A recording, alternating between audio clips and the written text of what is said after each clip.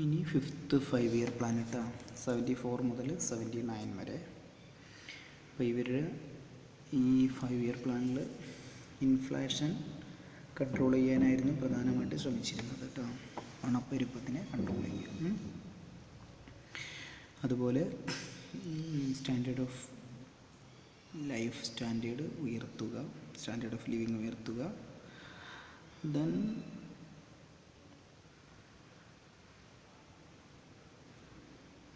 ഇങ്ങനെയുള്ള കാര്യങ്ങളൊക്കെ ആയിരുന്നു 5th 5-year പ്ലാനിൽ ഉണ്ടായിരുന്നത്. ഇനി നമുക്ക് 6th 5-year പ്ലാൻ നോക്കാം കേട്ടോ. 6th 5-year പ്ലാൻ എന്ന് പറയുമ്പോൾ 78, 79, 82 to 83, 80 to 81, 84 to 85 ഇങ്ങനെയൊക്കെയാണ് വരുന്നത്. കാരണം ഇതിനിടയിൽ ഡിലേ വന്നിട്ടുണ്ട്. അപ്പം കോൺഗ്രസ് ഇതര ഒരു ഗവൺമെൻറ് ഉണ്ടാക്കിയ 5-year പ്ലാൻ എന്നുള്ള ലെവലിൽ, അല്ലെങ്കിൽ കോൺഗ്രസ് ഇതര സർക്കാർ ഉണ്ടാക്കിയ 5-year പ്ലാൻ എന്ന നിലയിൽ 6th 5-year പ്ലാൻ അറിയപ്പെടുന്നത്. ജനതാ ഗവൺമെൻറ്റാണ് ഉണ്ടാക്കിയത്. ഓക്കെ, അപ്പോൾ അവർ ഹയർ പ്രൊഡക്ഷൻ ടാർഗറ്റൊക്കെ വെച്ചിരുന്നത്. എംപ്ലോയ്മെൻറ്റ് ഓപ്പർച്യൂണിറ്റി വർദ്ധിപ്പിക്കാൻ, ഇതൊക്കെ ഒരേ പറഞ്ഞതന്നെ വീണ്ടും പറയുകയാണ്. ഇറിഗേഷൻ, പവർ ഫെസിലിറ്റി കൂട്ടുക, മനസ്സിലായല്ലോ. അപ്പോൾ 6th 5-year പ്ലാനിൽ ഒരുപാട് ഡിലേ വന്നു. ഇടയ്ക്കിടയ്ക്ക് നിർത്തിയൊരു 5-year പ്ലാൻ ആയിരുന്നു അത്. അപ്പോൾ ജനതാ ഗവൺമെൻറ് വീണു. പിന്നെ വീണ്ടും 80-ൽ നമ്മുടെ കോൺഗ്രസ് ഗവൺമെൻറ് തന്നെ വന്നു. അപ്പോൾ അവരും ഇതുപോലെ ഇൻഫ്രാസ്ട്രക്ചർ ഫെസിലിറ്റി വർദ്ധിപ്പിക്കാനും അഗ്രികൾച്ചറൽ പ്രൊഡക്ഷൻ കൂട്ടാനൊക്കെയാണ് അവരും പ്രാധാന്യം കൊടുത്തത്. ഓക്കെ, അപ്പം റിമൂവൽ ഓഫ് പോവർട്ടി, ദാരിദ്ര്യ നിർമ്മാർജ്ജനമായിരുന്നു ഇതിൻ്റെ ഒരു പ്രധാനപ്പെട്ട ഒരു ഒബ്ജക്റ്റീവ്. ഓക്കെ, അപ്പോൾ ഇതൊക്കെയാണ് 6th 5-year പ്ലാനിൽ നമ്മൾ ശ്രദ്ധിക്കാനുള്ളത്. കോൺഗ്രസ് ഇതര ഗവൺമെൻറ് അവതരിപ്പിച്ച 5-year പ്ലാൻ എന്നുള്ള നിലയിൽ 78-ൽ ജനതാ ഗവൺമെൻറ് അവതരിപ്പിച്ചു. പിന്നീട് ആ ഗവൺമെൻറ് വീണ് 80-ൽ വീണ്ടും കോൺഗ്രസ് തന്നെ ഈ 5-year പ്ലാൻ ഒന്നുകൂടി മോഡിഫൈ ചെയ്തിട്ട് അവരുടേതായ രീതിയിലുള്ള മാറ്റങ്ങൾ കൊണ്ടുവന്നു. മനസ്സിലായല്ലോ. അപ്പോൾ അതിൻ്റെ ഒബ്ജക്റ്റീവ് നോക്കുകയാണെങ്കിൽ, ഒന്ന് growth of the economy, then modernisation and technological improvement, poverty and unemployment reduction, development of energy resource, improve the quality or standard of living of the people, then reduce the regional imbalance പറയുകയാണ്. ഇതൊക്കെയായിരുന്നു ഇതിൻ്റെ പ്രധാനപ്പെട്ട ഒരു objectives. Okay, ഇനി ഇതിൻ്റെ achievement നോക്കുകയാണെങ്കിൽ 79-80 കാലഘട്ടത്തിൽ ഒരു വരൾച്ച, സിവിയർ ഡ്രോട്ട് ഉണ്ടായി. പിന്നെ വലിയ പണപ്പെരുപ്പ് തോത് ഉയർന്നു. എങ്കിൽ പോലും ഇത് ഈ 6th 5-year പ്ലാനിൻ്റെ ഒരു performance was better, even though it faced a lot of difficulties just like a severe drought and high inflation rate. The 5-year plan performed well. Okay, the performance of the agricultural sector was impressive. Collected lot of food grains at that time. Okay, then it implemented a lot of programs to the weaker sections of the society, and it also introduced a lot of programs to control the birth rate in our country. ഇതൊക്കെ നമുക്കൊരു നല്ലൊരു കാര്യമായിട്ട് പറയാൻ പറ്റും 6th 5-year plan. Okay, പിന്നെ IRDP പ്രോജക്റ്റുകൾ, NREP തുടങ്ങിയ കാര്യങ്ങളൊക്കെ ട്രൈസം ഈ റൂറൽ പീപ്പിളിന് ടെക്നിക്കൽ കാര്യങ്ങളെല്ലാം പഠിപ്പിച്ചു കൊടുക്കുന്ന കാര്യങ്ങൾ, ഇങ്ങനെയുള്ള സംഭവങ്ങളൊക്കെ വന്നത് 6th 5 ഇയർ പ്ലാനിലാണ്. ഇനി നെക്സ്റ്റ് ഉള്ളത് 7th 5 ഇയർ പ്ലാനാണ്. 85 മുതൽ 90 വരെയായിരുന്നു 7th 5 ഇയർ പ്ലാൻ. ഇപ്പോൾ ഇതിൻ്റെ ഒബ്ജക്റ്റീവ് എന്ന് പറയുമ്പോൾ എംപ്ലോയ്മെൻറ്റ് ഓപ്പർച്യൂണിറ്റി കൂട്ടുക, അതുപോലെ സെൽഫ് എംപ്ലോയ്മെൻറ്റ് വർദ്ധിപ്പിക്കുക, ദെൻ അർബൻ മേഖലയിലെ പുവർ ആളുകൾക്ക് education, health care, sanitation facility എല്ലാം വർദ്ധിപ്പിക്കുക എന്നായിരുന്നു ഇത് നമ്മുടെ 7th 5 ഇയർ പ്ലാനിൻ്റെ ഒബ്ജക്റ്റീവ്സ്. ഓക്കെ, അപ്പോൾ പിന്നെ അതിൻ്റെ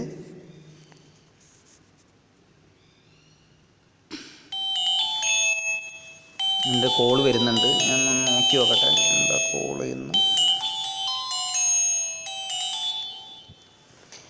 അപ്പം 7th 5 ഇയർ പ്ലാനിൻ്റെ കാര്യങ്ങൾ നിങ്ങൾ കേട്ടു. ഇനി അതിൻ്റെ പെർഫോമൻസ് നോക്കാം. ആ കാലഘട്ടത്തിലും ഈ ഡ്രോട്ടിൻ്റെ ഒരു പ്രശ്നം ഉണ്ടായിരുന്നു. ഓക്കെ, അതുകൊണ്ട് തന്നെ 7th 5 ഇയർ പ്ലാനിനെ അത് ചെറിയ രീതിയിലൊക്കെ ബാധിച്ചിട്ടുണ്ട്. പിന്നെ പറയുന്നത് എന്താണെന്ന് വെച്ചാൽ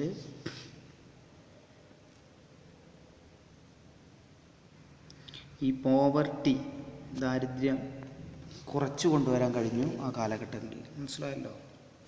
36.9% പോവർട്ടി ലെവലിന് താഴെയായിരുന്നത് 25.8 ആയിട്ട് മാറിയിട്ടുണ്ട്. ഓക്കെ, അപ്പം പോവർട്ടി ലൈനിൽ ബിലോ പോവർട്ടി ലൈനിൽ കീഴിലുള്ള ആളുകളുടെ എണ്ണം കുറയ്ക്കാൻ കഴിഞ്ഞു.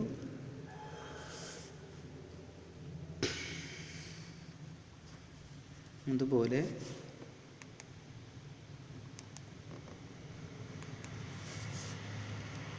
ഗ്രോസ് ഡൊമസ്റ്റിക് പ്രൊഡക്റ്റും ഗ്രോസ് ഡൊമസ്റ്റിക് സേവിങ്സ് എല്ലാം വർദ്ധിപ്പിക്കാൻ കഴിഞ്ഞൊരു നല്ലൊരു അത്യാവശ്യം നല്ല രീതിയിലൊരു ആവറേജ് പെർഫോമൻസ് നടത്തിയ ഒരു 5 ഇയർ പ്ലാനായിരുന്നു 7th. ഇനി 8th. ഞാൻ പറഞ്ഞില്ല ഇതിൻ്റെ എല്ലാം ഡേറ്റ് കാര്യങ്ങളൊന്നും ഓർത്ത് വയ്ക്കേണ്ടതേ ഉള്ളൂ. പിന്നെ ബാക്കിയെല്ലാം ഏകദേശം ഒരുപോലെയൊക്കെ തന്നെയാണ്. 92 മുതൽ 97 വരെയായിരുന്നു ഈ 8th 5 ഇയർ പ്ലാൻ.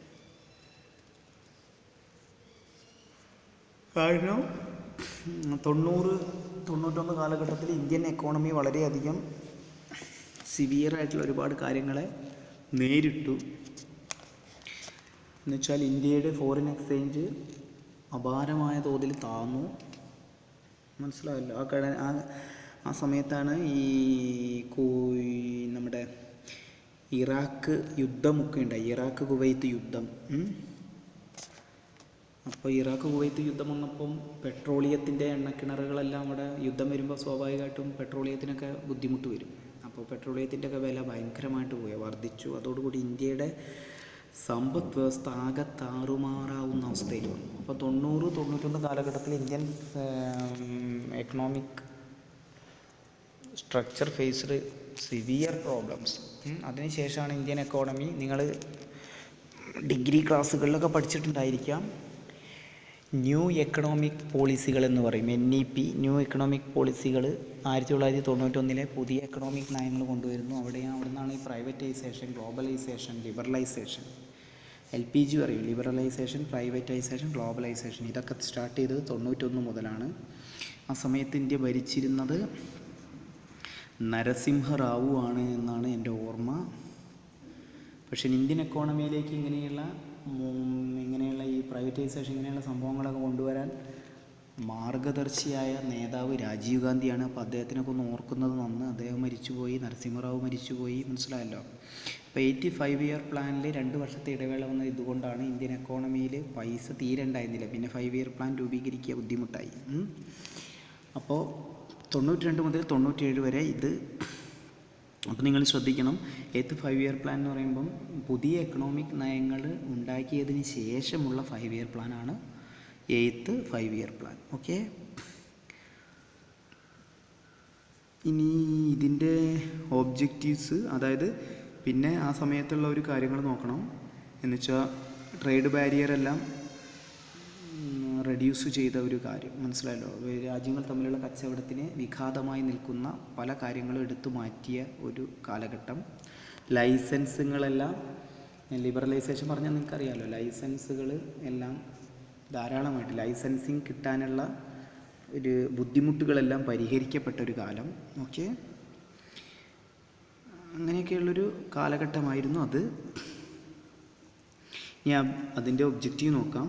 അത് എംപ്ലോയ്മെൻറ്റ് ഓപ്പർച്യൂണിറ്റി വർദ്ധിപ്പിക്കുക, മനസ്സിലായല്ലോ. പോപ്പുലേഷൻ ഗ്രോത്ത് കൺട്രോൾ ചെയ്യുക, അതുപോലെ എലിമെൻ്ററി എഡ്യൂക്കേഷൻ സ്പ്രെഡാക്കുക, മനസ്സിലായല്ലോ. ചെറിയ ചെറിയ കുട്ടികൾക്ക് മാത്രമല്ല, പിന്നെ ഈ 15 മുതൽ 35 വയസ്സ് വരെയുള്ള ഏജ് ഗ്രൂപ്പിന് ലിറ്ററസി പ്രദാനം ചെയ്യുക. ഇതൊക്കെയായിരുന്നു അതിൻ്റെ പ്രധാനം. പിന്നെ അതുപോലെ പ്യൂരിഫൈഡ് ആയിട്ടുള്ള വാട്ടർ, ഹെൽത്ത് കെയർ ഫെസിലിറ്റി, ഇതൊക്കെ നമുക്ക് സുഖമായിട്ട് എഴുതാം. പിന്നെ വില്ലേജ് അമ്യൂണിറ്റീസ് കൂട്ടുക, അതുപോലെ അഗ്രികൾച്ചറൽ ഗ്രോത്ത് ഉണ്ടാക്കിയെടുക്കുക. പിന്നെ അതുപോലെ ട്രാൻസ്പോർട്ടേഷൻ, കമ്മ്യൂണിക്കേഷൻ, ഇറിഗേഷൻ, ഇങ്ങനെ പോകും. ഇതെല്ലാം വർദ്ധിപ്പിക്കുക. ഇതൊക്കെയാണ് സത്യം പറഞ്ഞാൽ നമ്മുടെ 8th 5 ഇയർ പ്ലാനിൻ്റെ ഒബ്ജക്റ്റീവായിട്ടുണ്ടായിരുന്നത്. ഇനി അതിൻ്റെ പൈസയുടെ കാര്യമൊക്കെ പറയുന്നുണ്ട്. 8,71,000 crore നമ്മുടെ മൊത്തമായിട്ടുള്ള നീക്കിവെപ്പ്. അതിൽ 4,34,000 പബ്ലിക് സെക്ടറിലേക്കും ബാക്കിയുള്ളത് പ്രൈവറ്റ് മേഖലയിലേക്ക് നീക്കി വെച്ചു എന്നൊക്കെയാണ് ഇതിൽ വരുന്നത്. ഇനി അതിൻ്റെ അച്ചീവ്മെൻറ്റ്സ് നോക്കാം.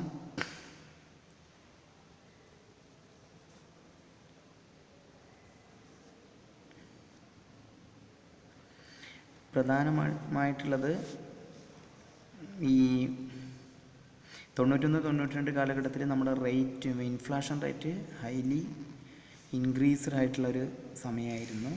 ഓക്കെ, അപ്പോൾ അതുകൊണ്ട് തന്നെ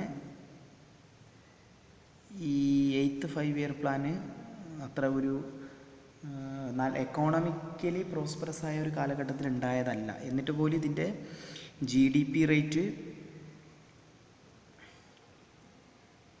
വർദ്ധിച്ചു. അതായത് 6 GDP കൂടി. നമ്മൾ 5 ആണ് നമ്മൾ ടാർഗറ്റ് ചെയ്തിരുന്നത്. നല്ലൊരു പെർഫോമൻസ് നടത്തി. ഓക്കെ,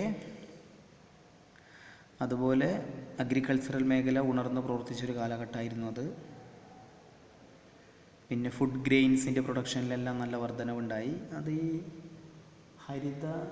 ഹരിത വിപ്ലവമൊക്കെ ആ കാലഘട്ടത്തിലാണ് വരുന്നത് കേട്ടോ. അത് കേട്ടിട്ടുണ്ട്. ഹരിത വിപ്ലവം എന്ന് പറഞ്ഞാൽ ഈ മെക്കനൈസേഷൻ, മനസ്സിലായല്ലോ. പിന്നെ ഈ അത്യുൽപാദന ശേഷിയുള്ള ഹൈബ്രിഡ് സീഡ്സുകൾ, പിന്നെ ഈ ഇതൊക്കെ ഇല്ല കീടനാശിനികളെല്ലാം തളിച്ചിട്ട് അങ്ങനെയൊക്കെ, അതൊക്കെയാണ് ഹരിത വിപ്ലവം എന്ന് പറഞ്ഞു കഴിഞ്ഞാൽ, മനസ്സിലായില്ല.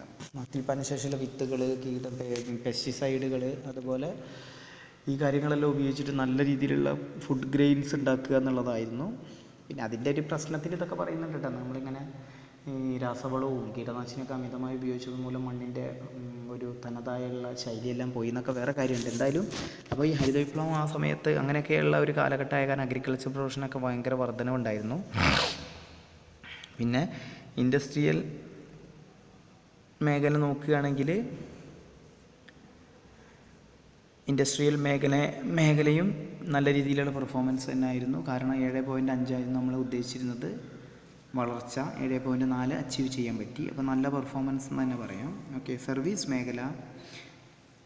അപ്പോൾ ആദ്യമായിട്ട് സർവീസ് മേഖല ഏറ്റവും മനോഹരമായി പെർഫോം ചെയ്തത് 8th 5 ഇയർ പ്ലാനിലായിരുന്നു കേട്ടോ.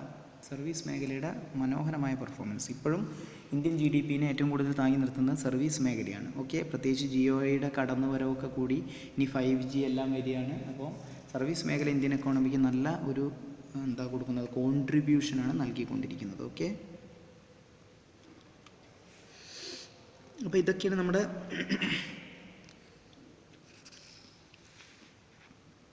8th 5 ഇയർ പ്ലാനിൻ്റെ ഒരു കാര്യമായിട്ട് പറയുന്നത്. ഓക്കെ.